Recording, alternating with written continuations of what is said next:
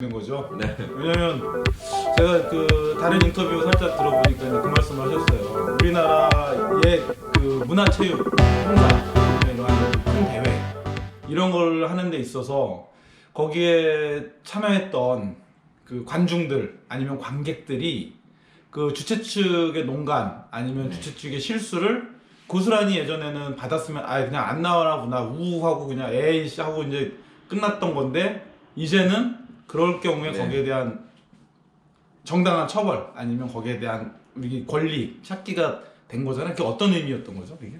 무엇보다도 항상 그 약자였던 소비자 편에 들어서 재판부가 소비자의 손을 들어준 것이고요.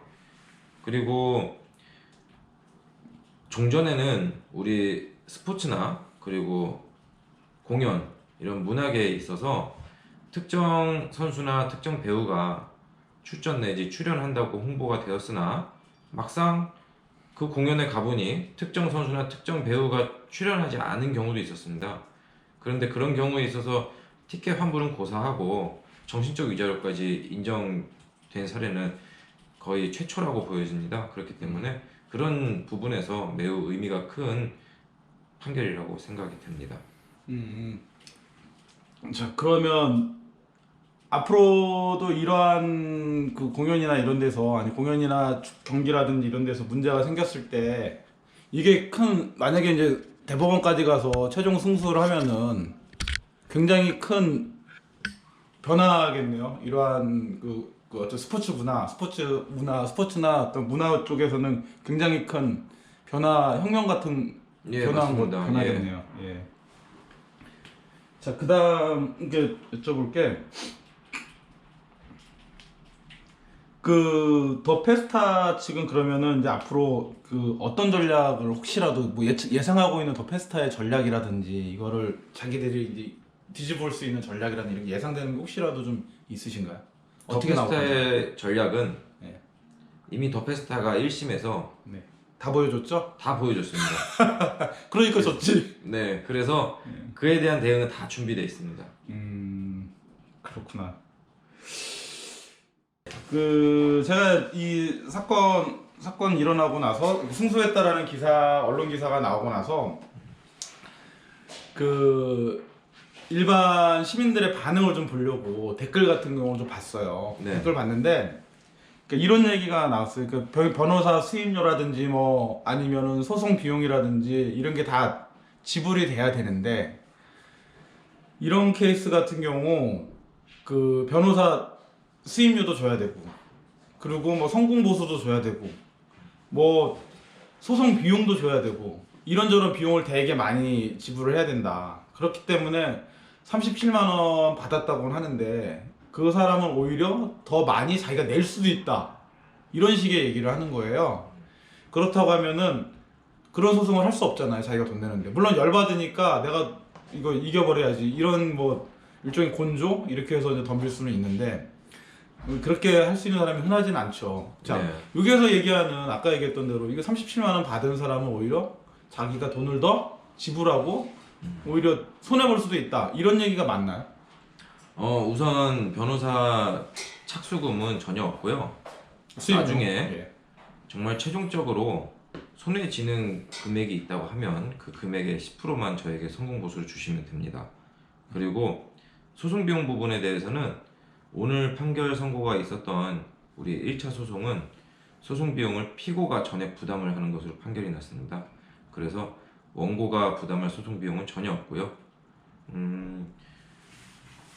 혹시나 행여나 그 댓글처럼 변호사 비용 떼고 소송 비용 떼고 그러면 남을 게 없겠다 라는 생각 때문에 소송을 주저하신다면 그런 태도가 더욱더 만연된다면 더페스타와 같은 악덕 기업이 더 많이 늘어날 것입니다. 그래서 우리는 사회적으로 그러한 악덕 기업을 조금이라도 더 방지하고자 정말 실천으로 보여줄 수 있는 그런 모습을 보여주는 게 중요하다고 생각됩니다. 그래서 성공 수수료도 이렇게 되게 적게 책정하신 거죠? 네, 맞습니다. 예, 그 참여하는 데 있어서 네. 좀 많이 열어놓으시려고 했던 건데 네. 보통 성공 수수료가 몇 프로 정도인데 이번에는 몇 프로 정도 책정하셨나요? 다른 법률사무소는 20%로 책정을 하고 있는 것으로 알고 있습니다. 예. 그런데 저는 정말 어떤 공익적인 소송의 성격을 좀 더 부각시키고 그리고 정말 우리 피해자분들을 돕고자 소송 비용의 성공 보수를 10%로 대폭 낮췄습니다. 이 코나드 소송 말고 일반적인 다른 소송에서는 보통 성공 수수료가 어느 정도? 일반적인 소송에서는 성공 보수보다는 우선은 착수금을 수임료 네. 수임료가 많고 그러니까 소송이 네. 뭐 많이 있을 수도 있고 적게 있을 수도 있으니까 받는 비용이. 네 맞습니다. 네. 그렇구나. 자 그러면 여기에서 아까 얘기했던 37만 원을 제가 이제 네. 계산을 좀 해본다고 하면은 네. 변호사 수임료는 없으니까 제로. 일반적인 사건에서 변호사 수임료 같은 경우 일반적으로 500만 원 막 이런 얘기가 있었잖아요. 맞습니다. 근데 그건 없는 거고. 네. 자, 그다음에 그 인지대나 이런 비용들은 소송에 들어가는 기본 비용들은 있잖아요. 네. 그게 보통 37만 원짜리 100만 원을 우리가 이제 소를 신청을 했으니까 인지대가 얼마 정도 그때 들어갔던 거죠? 계산해 봐야 되는데 계산해 봐야 되는데 한 3, 4만 원 되나요? 그거보다 적을 것 같습니다. 그러면 한 2, 3만 원. 제가 보겠습니다. 네, 그건 자, 좀 봐주시면서 얘기해 주셔도 될 것 같아요. 네. 네.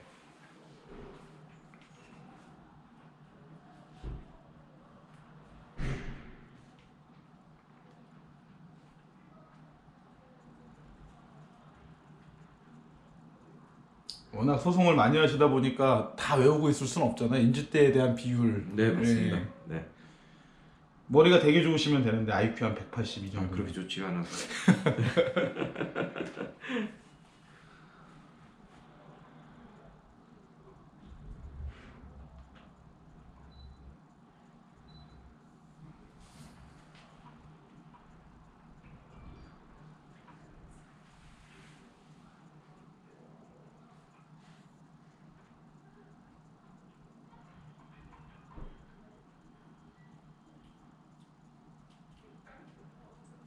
네, 말씀드리겠습니다. 예.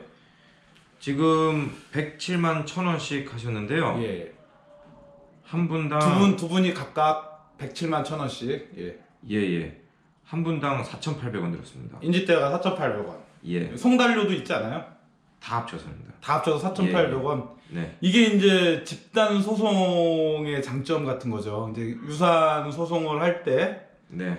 인지대 그리고 이제 고액 소송이 아닌 저에게 그 아마 100만 원 미만의 이런 데는 사실 인지대나 송달료도 그렇게 비싸지 않고 그러니까 이분들은 일단은 지금 만약에 37만 원을 마지막 30 대법원에서 이렇게 최종 결심이 공판되면은 37만 원 만약에 다 받을 경우에 이분들이 내야 될 거는 인지대는 이미 냈고 송달료 한 5천 원 정도 되는 비용은 낸 거죠. 네. 그 외에는 37만 원 중에 10% 그러니까 37,000원 정도가 되겠죠. 예, 맞습니다. 예. 그리고 그렇게 되면은 결국 가져가는 돈이 30만 원 이상은 자기가 가져갈 수 있겠네요. 맞습니다. 만약에 37만 원을 그대로 30까지 가서 이긴다면. 그리고 항소를 할 때 인지송달료를 또 지불을 하고요. 항소시 그러니까 항소가 대법원 상고할 때도 인지송달료를 지불을 하는데 중간에 우리는 계속 승소를 할 거기 때문에 네.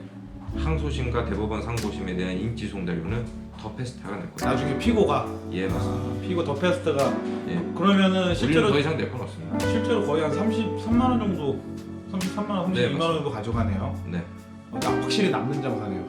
네. 물론 이 마음의 상처가 이 100만 원, 1000만 원, 뭐 1000만 원까지 하는 거는 사실 도둑침포일 수도 있는데 뭐 한 30만 원, 3, 40만 원 받아내는 건 마음의 위안도 어느 정도 받을 수 있잖아요. 우리는 예전 같았으면 이거 다 포기하잖아요. 네. 포기했었을 텐데 이제는 받아내서 이길 수 있는 거니까.